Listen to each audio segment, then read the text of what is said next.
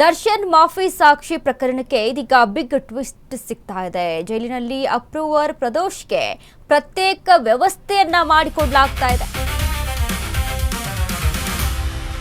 ದರ್ಶನ್ಗೆ ಮತ್ತೊಂದು ದೊಡ್ಡ ಕಂಟಕ ಅಂತ ಅಂದ್ರೆ ಪ್ರದೋಷ್ನ ಮಾಫಿ ಸಾಕ್ಷಿ. ಜೈಲಿನಲ್ಲಿ ಅಪ್ರೂವರ್ ಪ್ರದೋಷ್ಗೆ ಪ್ರತ್ಯೇಕ ವ್ಯವಸ್ಥೆಯನ್ನ ಮಾಡಿಕೊಡಲಾಗ್ತಾ ಇದೆ. ಇದೀಗ ದರ್ಶನ್ ಗ್ಯಾಂಗ್ನಿಂದ ಬೇರ್ಪಡಲಿದ್ದಾರೆ ಪ್ರದೋಷ್ಗೆ ಪ್ರತ್ಯೇಕ ಕೊಠಡಿ ನೀಡಲು ಕೋರ್ಟ್ ಆದೇಶವನ್ನ ಕೊಟ್ಟಿದೆ. ಪ್ರತ್ಯೇಕವಾಗಿಯೇ ಕೋರ್ಟ್ಗೆ ಹಾಜರುಪಡಿಸಲು ಕೂಡ ಆದೇಶವನ್ನ ನೀಡಿದೆ. ಆಗಸ್ಟ್ 18ರ ಬಳಿಕ ಪ್ರದೋಷ್ ಹೇಳಿಕೆ ದಾಖಲಿಸಲು ನಿರ್ಧಾರವನ್ನು ತೆಗೆದುಕೊಳ್ಳಲಾಗಿದೆ. ನ್ಯಾಯಾಧೀಶೆ ಸುಜಾತಾ ಎಂ ಸಂಭ್ರಾನಿ ಅವರಿಂದ ಆದೇಶ. ದರ್ಶನ್ ಮಾಫಿ ಸಾಕ್ಷಿ ಪ್ರಕರಣಕ್ಕೆ ಬಿಗ್ ಟ್ವಿಸ್ಟ್. ಪ್ರದೋಷ್ಗೆ ಪ್ರತ್ಯೇಕ ವ್ಯವಸ್ಥೆಯನ್ನ ಮಾಡಿಕೊಡ್ಲಾಗ್ತಾ ಇದೆ. ಪ್ರತ್ಯೇಕ ವ್ಯವಸ್ಥೆ ಅಂತ ಅಂದ್ರೆ ಪ್ರತ್ಯೇಕವಾಗಿ ಆದಂತಹ ಕೊಠಡಿ. ಈಗ ದರ್ಶನ್ ಗ್ಯಾಂಗ್ನಿಂದ ಅವರನ್ನ ಬೇರ್ಪಡಿಸಲಿರುವಂತ ಅನ್ನೋದಕ್ಕಿಂತ ಈಗ ಮಾಫಿ ಸಾಕ್ಷಿ ಆಗಿದ್ದಾರೆ. ಅದೇ ಗ್ಯಾಂಗಲ್ಲಿ ಹೋಗಿ ಇದ್ರೆ ಅವರ ಜೊತೆಗೆ ಇದ್ರೆ ಗಲಾಟೆಗಳು ನಡೆಯುವಂಥದ್ದು, ಮಾತಿನ ಚಕಮಕಿ ನಡೆದು ಏನೋ ದೊಡ್ಡ ಗಲಾಟೆಗಳು ಕೂಡ ನಡೆಯುವಂಥ ಚಾನ್ಸಸ್ ಹೆಚ್ಚಾಗಿರುತ್ತೆ. ಸೊ ಹಾಗಾಗಿ ಪ್ರತ್ಯೇಕವಾಗಿ ಇಡಲು ಕೋರ್ಟ್ ಆದೇಶವನ್ನ ಕೊಟ್ಟಿದೆ. ಆಗಸ್ಟ್ 18ರ ಬಳಿಕ ಪ್ರದೋಷ್ನ ಹೇಳಿಕೆಗಳನ್ನ ಅನ್ವಯ ಮಾಡಿಕೊಳ್ಳಲಾಗುತ್ತೆ. ದರ್ಶನ್ ಕೇಸ್ಗೆ ಎಂತ ದೊಡ್ಡ ಟ್ವಿಸ್ಟ್ ಸಿಕ್ಕಿದೆ, ಟ್ವಿಸ್ಟ್ ಅಂದ್ರೆ ತಿರುವು ಸಿಕ್ಕಿದೆ ಅಂತ ಹೇಳೋದಾದ್ರೆ ಇದರಲ್ಲಿ ಪ್ರದೋಷ್ ತಾನಾಗೆ ಮಾಫಿ ಸಾಕ್ಷಿ ಅಂತ ಏನು ಒಪ್ಕೊಂಡಿದ್ದಾನಲ್ಲ, ಆಗ್ಲಿಂದನೂ ಕೂಡ ದರ್ಶನ್ ಮತ್ತು ಅವರ ಗ್ಯಾಂಗಿಗೆ ಒಂದು ರೀತಿಯಲ್ಲಿ ಡವ ಅಂತ ಶುರುವಾಯಿತು.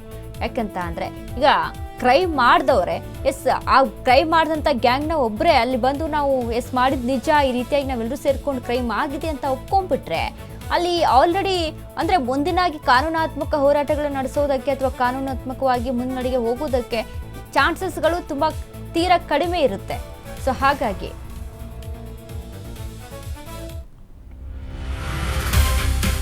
ಮಾಫಿ ಸಾಕ್ಷಿ ಹೈಕೋರ್ಟ್ ಮೊರೆ ಹೋಗಲು ದರ್ಶನ್ ಪ್ಲಾನ್.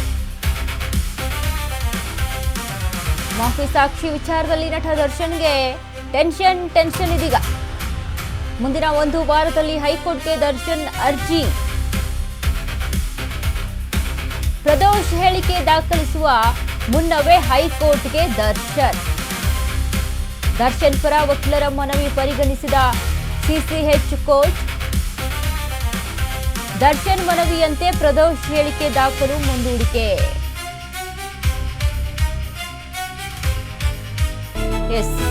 ದರ್ಶನ್ ಗ್ಯಾಂಗ್ನ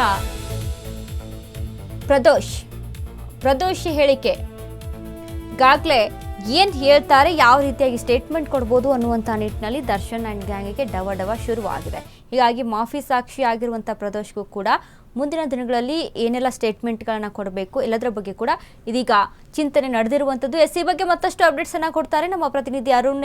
ಅರುಣ್, ಇದೀಗ ಪ್ರದೋಷ್ ಏನು ಮಾಫಿ ಸಾಕ್ಷಿ ಆಗಿದ್ದಾರೆ ದರ್ಶನ್ ರೇಣುಕಾಸ್ವಾಮಿ ಕೇಸ್ ವಿಚಾರಕ್ಕೆ ಸಂಬಂಧಪಟ್ಟಂತೆ.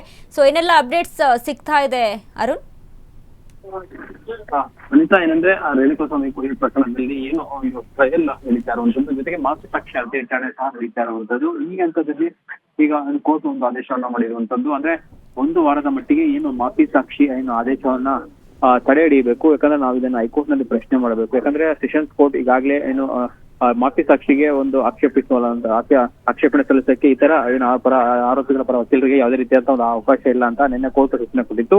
ಈ ವೇಳೆಯಲ್ಲಿ ಇವತ್ತು ಬೆಳಗ್ಗೆ ಏನು ದರ್ಶನ್ ಪರ ವಕೀಲರಾದಂತಹ ದರ್ಶನ್ ಪರವಾಗಿ ಏನು ಅಜ್ಮತ್ ಪಾಷಾ ಅವರು ಸಹ ಒಂದು ವಾದವನ್ನ ಮಾಡಿದ್ರು. ಯಾಕಂದ್ರೆ ನಾವು ಏನು ಈಗ ಈ ಪ್ರಶ್ನೆ ಈಗ ನಿನ್ನೆ ಕೊಟ್ಟಿರುವಂತಹ ಆದೇಶವನ್ನು ಅದನ್ನ ಹೈಕೋರ್ಟ್ ನಲ್ಲಿ ಪ್ರಶ್ನೆಯನ್ನ ಮಾಡಬೇಕು. ಹಾಗಾಗಿ ಪ್ರಶ್ನೆ ಮಾಡಬೇಕೆ ನಮಗೆ ಸಮಯಾವಕಾಶ ಬೇಕು. ಅಲ್ಲಿವರೆಗೂ ನಾವು ಪ್ರದೇಶನ ಹೇಳಿಕೆ ದಾಖಲೆ ಮಾಡಬಾರ್ದು ಅಂತ ಹೇಳ್ಬಿಟ್ಟು ಕೋರ್ಟ್ಗೆ ಒಂದು ಮನವಿಯನ್ನ ಮಾಡಿದ್ರು. ಇವತ್ತು ಕೋರ್ಟ್ ಅದನ್ನ ಪರಿಗಣಿಸಿ 1 ವಾರದ ಮಟ್ಟಿಗೆ ಒಂದು ತಡೆಯಾಜ್ಞೆ, ಅಂದ್ರೆ 1 ವಾರ ತನಕ ನಾವು ಯಾವುದೇ ರೀತಿಯಂತ ಒಂದು ಹೇಳಿಕೆ ದಾಖಲಿಸೋದಕ್ಕೆ ಒಂದು ಆದೇಶ ಮಾಡಲ್ಲ, ಅದಾದ ನಂತರ ಮಾಡ್ತೀವಿ ಅಂತ ಸಹ ಹೇಳಿದ್ದು. ಹಾಗಾಗಿ ಕೋರ್ಟ್ ಇದೀಗ ಏನು ಈ ರೀತಿಯ ಒಂದು ಆದೇಶವನ್ನ ಕೊಟ್ಟಿರುವಂತದ್ದು. ಇದ್ರ ಮಧ್ಯೆ ಪ್ರದೇಶ ಅವರನ್ನ ಪ್ರತ್ಯೇಕವಾಗಿ ಕೊಠಡಿಯಲ್ಲಿ ಕೂರಿಸಬೇಕು ಮತ್ತೆ ಪ್ರತ್ಯೇಕವಾಗಿ ಅವರಿಗೆ ವಿಸಿ ಮೂಲಕ ಹಾಜರುಪಡಿಸಬೇಕು ಅಂತ ಹೇಳ್ಬಿಟ್ಟು ಕೋರ್ಟ್ ಸಹ ಸೂಚನೆಯನ್ನ ಕೊಟ್ಟಿರುವಂತದ್ದು.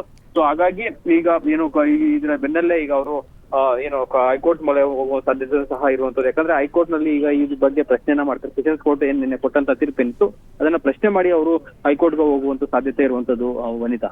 ಥ್ಯಾಂಕ್ ಯು ಅರುಣ್ ನಿಮ್ಮೆಲ್ಲ ಅಪ್ಡೇಟ್ಸ್ಗೆ.